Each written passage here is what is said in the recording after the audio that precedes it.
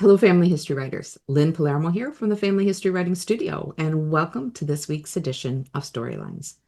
And today we're going to talk about a common problem amongst new writers, and that is adding too much description into our family history stories. While description is a useful tool, too much can become a problem. So let's take a look. So today we are diving into that common writing challenge, and that is knowing when too much description is too much. We'll explore how to keep your prose vivid without slowing your story's momentum. Description is the lifeblood of immersive writing. It sets the scene, it builds atmosphere, and it reveals character. And when used well, it can transport your readers into the world of your ancestors.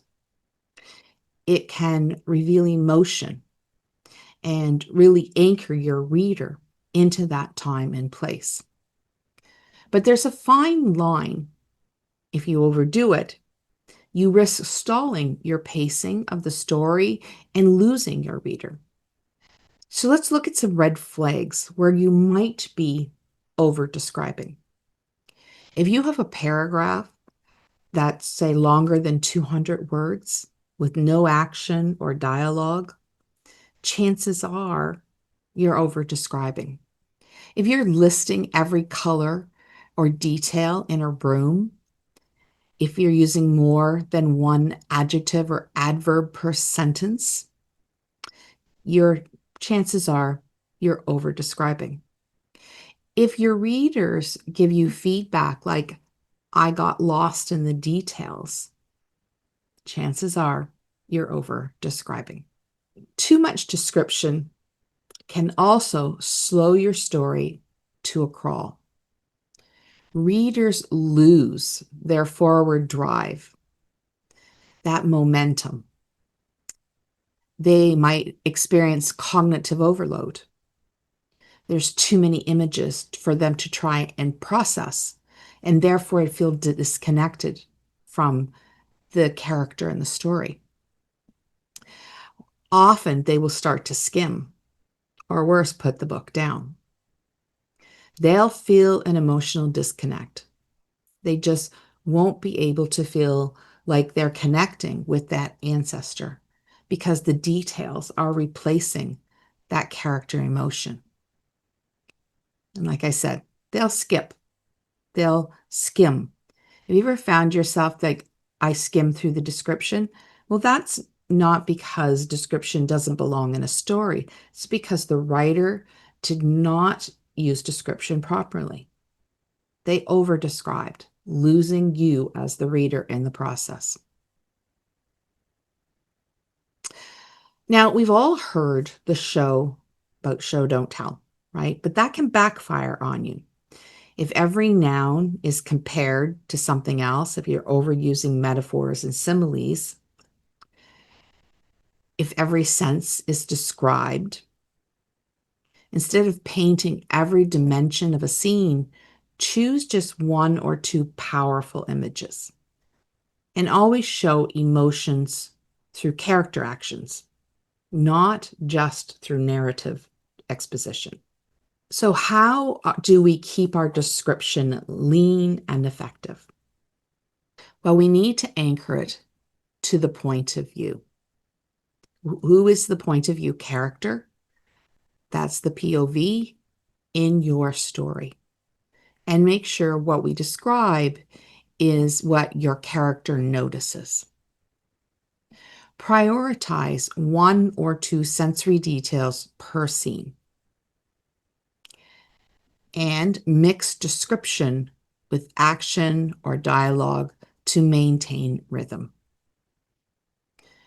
I also suggest using concrete, active verbs.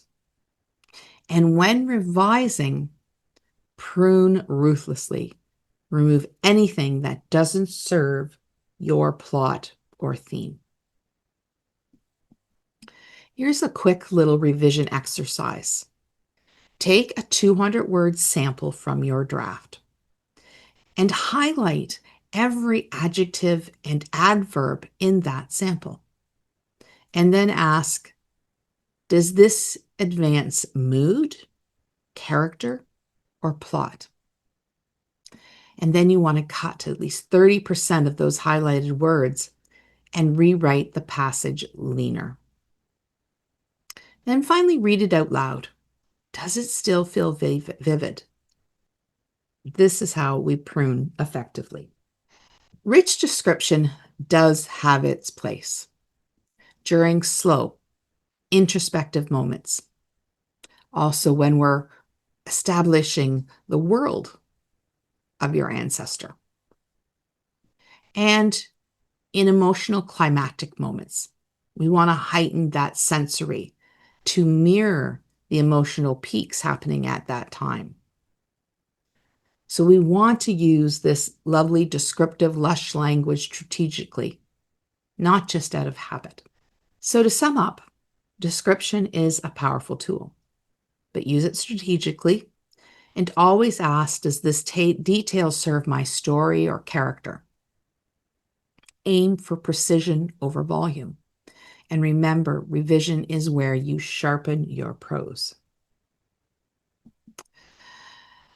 What is your next step? Well, try the revision exercise that we've talked about here today on your current draft.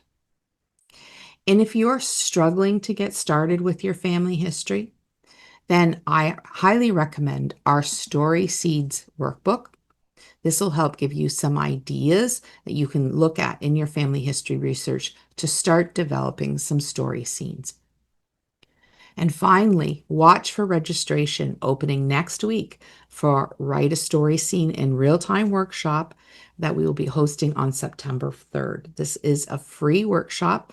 So if you're the least bit curious about how you can take a fact in your family history and turn it into a story scene, this is the workshop for you. So keep your eyes open. Registration will open next week. That's it for me for this week. Thank you for joining me here in Storylines, and I'll see you back here next week for another edition.